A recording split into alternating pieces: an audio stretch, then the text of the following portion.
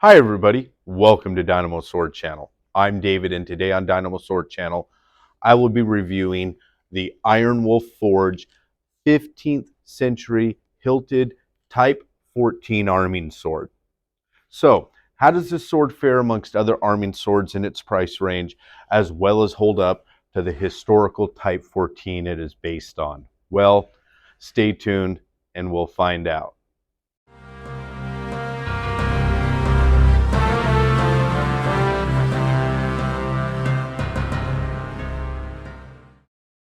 This arming sword offered by Iron Wolf Forge is based on a sword featuring a blade type in the oakshot typology of what would be classified as the Type 14. Now, the Type 14 was a unique blade type that differed from other swords in the typology by having a shorter than average blade length of 24 inches at its shortest, up to a more standard 30 inches. Another unique feature of the blade was its very broad base width that gradually tapers down to an acute point, giving it a very triangular profile. It is one of the types to feature fullering, which primarily was singular and broad, slightly tapering with the blade profile and ending at or kind of just below the midsection. Now, the cross section of the Type 14 blade was almost exclusively lanicular, with a few later examples having slight diamond cross sections as seen here. Now, all swords of the type so far classified are of single arming sword grip length. Now, due to its prominence as a cut focus blade of the late 13th century to mid 14th century, Oakeshott placed the Type 14 in Group 1 of his sword groups. Now, Group 1 is defined by prominently being of swords with lanicular cut focus blades. Now, this is where the Type 14 has a unique placement, as it is the most acute of Group 1 swords, making a defining feature of its development a transitional one. Now, much of this has to do with the advancements in armor in the early part of the 14th century, as plate armor began seeing further development in more exclusive use, making the cut focus blades of Group 1 more or less obsolete, and sparking the development of the more thrust focused blades of Group 2. The Type 14 hilt style was very consistent, having Oakeshott classify it to its own exclusive sword family, the Family B. Now, oddly enough, this sword, though featuring a Type 14 blade, does not have the typical Family B hilt, more or less featuring a hilt that one would find in Family F, which would be popular 100 years later in the 15th century. Now, the prominent classification of Family F is a single-handed grip and the very unique Style 9 guard. Pommels were normally of wheel shape, but could feature more elongated forms such as Type T, or as seen here, a Type V1. Now, the Type 14 was developed at a time when the sword would be in frequent use and seemed to be favored by the swordsmen of England and France compared to other regions of Europe who favored other blade types prominent at the time, such as the Type 12 and the 13 types. Oddly enough, the 14 didn't have that much long of a lifespan as a battlefield weapon. But with this sword featuring its later period hilt, we could assume that if it was historical and not modern, that it was what was known as a re-hilted sword. Re-hilted swords were quite common in the Middle Ages, as heirloom blades were passed from father to son, or surviving blades were re-hilted to match what hilt styles were fashionable at the time, especially with the high costs of buying a sword and or having one forged. So it is possible, though, kind of not very likely, based on current findings, that a Type 14 had been or would be rehilted a century from its common use in time. One point to note is the Type 14 being a transitional blade type, it could fit in with 14th and 15th century cut and thrust arming swords and riding swords of the type 16, 18, or 21. Now, this sword isn't specified by the maker to be a direct replica of any historical example, mainly due to the fact that the hilt family, as mentioned before, doesn't match any known examples of Type 14 swords. As the garden pommel featured on the sword post-date the sword type by, again, about 100 years. In a sense, you could classify it as a 15th century riding sword, but overall, I feel it is better suited to be considered a rehilted sword or simply a sword design for modern collector appeal.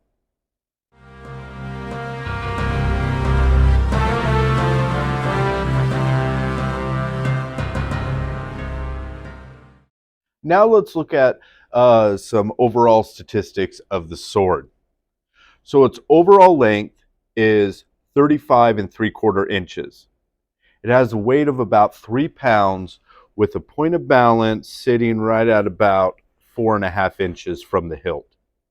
Now the center of percussion is about 14 inches from the hilt. And again, as we mentioned, the class of sword is what would primarily be an arming sword, but due to the later period hilt, you could consider it a riding sword.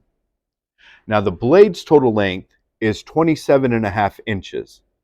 It has a broad blade width of 2 3/4 inches, and the steel is a steel known as 65 MN, which is a Chinese spring steel.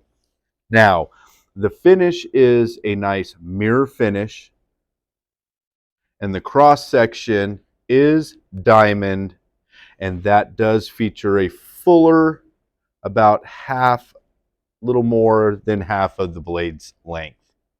Now again, the blade type, as mentioned, is what would be known as a Type 14 in the Oakshott typology. Now the guard's total length is 7 3/4 inches. Its dimensions are about 1/2 inch here at the base of the quillion, and that has a body taper of about 3/8 of an inch. And then the quillions themselves taper down to about 1/4 inch at the lobes. And then again, the main body tapers down to about 1/8 of an inch at those lobes. The material is, as mentioned with the previous review, would be probably more than likely a stainless steel, but could be mild steel. And the style of guard is what would be known in the Oakshott typology as a Style 9 guard, which featured a nice curved, slightly curved quillion with lobed terminals. As we move on to the handle, its total length is 4.5 inches. Its base circumference at the guard is 3 1/4 inches, and that tapers to 2 3/4 at the pommel.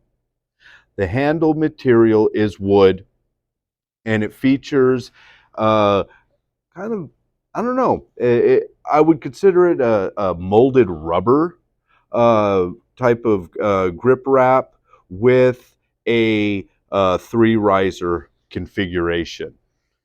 Now, to the pommel's total length is 2 7/8 of an inch. The pommel width at its widest is 2 1/4 inches, and then its waisted body is about 1 inches in width.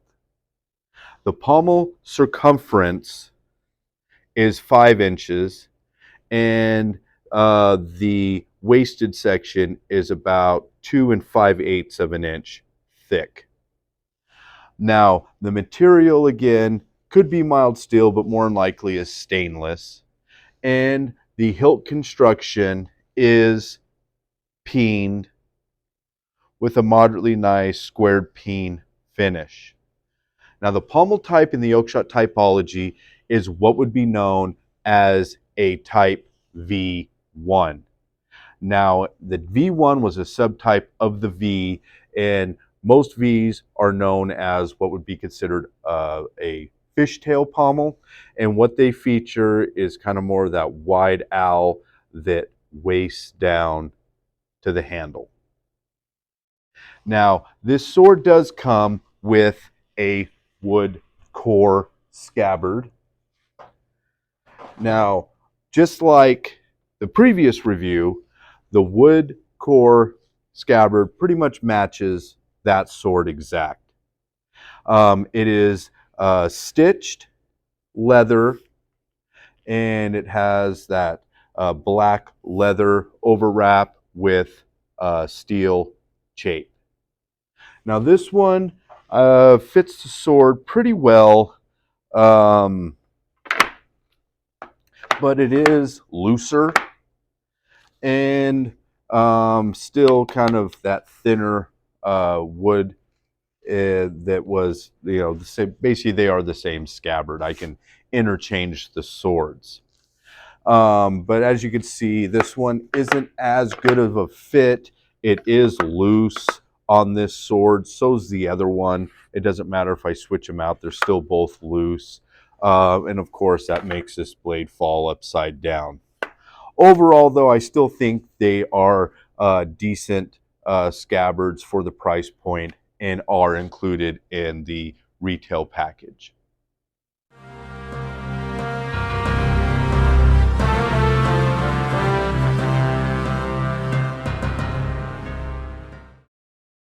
Now, this sword is new to the market and should be released soon under the brand name Iron Wolf Forge in mid-spring 2024. Now, Iron Wolf Forge is the brand name for the Longquan-based forge that makes these. And they will be direct shipping them from China for distribution worldwide. Now, this sword, as well as 2 others, were given to me for review through collaboration with the owners of Iron Wolf Forge and Mr. Paul Southern of Sword Buyer's Guide. Not only for me to give feedback on these models and their quality, fit and finish, durability, and those things, but also to kind of judge their historical accuracy, which is kind of a focus point of my reviews. Now, I did decide to review all of these individually to give the best information I could for each sword, though did do an initial review beforehand directly to the manufacturer that all 3 prototypes were featured in. Now, regarding my opinions and ideas moving forward with this line, they are pretty nice, especially when you look at the price point. When this sword is released, it will retail at a slightly less than the previous reviewed sword at $200 with free worldwide shipping. Now, moving on to the overall fit and finish, this sword, I would say, especially for the price point, is very well made. The lines are crisp and precise, and it is very proportionate to the historical blade type it is focused on replicating. The blade itself is very nicely made. It follows the general design of the Type XIV very well. The fuller is crisp and terminates nicely, and the cross section is nice and even. Now, the blade has a nice mirror polish that is even and nicely finished with no real polishing marks or grinding marks. The blade is, and this is one of the highlights of these swords as I've kind of reviewed them, is that they all come sharp and they have a nice unbeveled edge geometry, which I definitely give the Chinese market credit for, as when they do have their swords pre-sharpened, they are sharpened really well. Now, onto the guard. It is crisp and well made with no sharp edges or any real grinding marks. It is, really honestly a more simple but still a very nice example of a Style 9 guard that it's trying to replicate. The quillions taper gradually and properly curve, and the lobe terminals are finished very nice. Now the grip is, real finely shaped and is comfortable to the hand. It has a slight gradual taper as it reaches the pommel, and the grip is a nice wood core that is constructed with a sandwich method.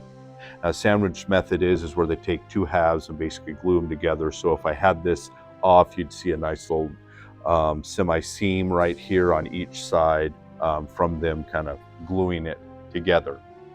Now the grip wrap is kind of interesting. It is this odd rubber material that, I mean, honestly, I don't know how they really got it on because there's no seam. So they must have like done, some kind of heating or shrink wrap, I guess. It does have a nice 3 riser configuration, and honestly, at first glance, including the photos of it that Paul sent me, it does kind of give an appearance of a leather overwrap. It is comfortable and, pretty serviceable as a grip material. It's tacky. It doesn't feel like it's going to really slide or get wet.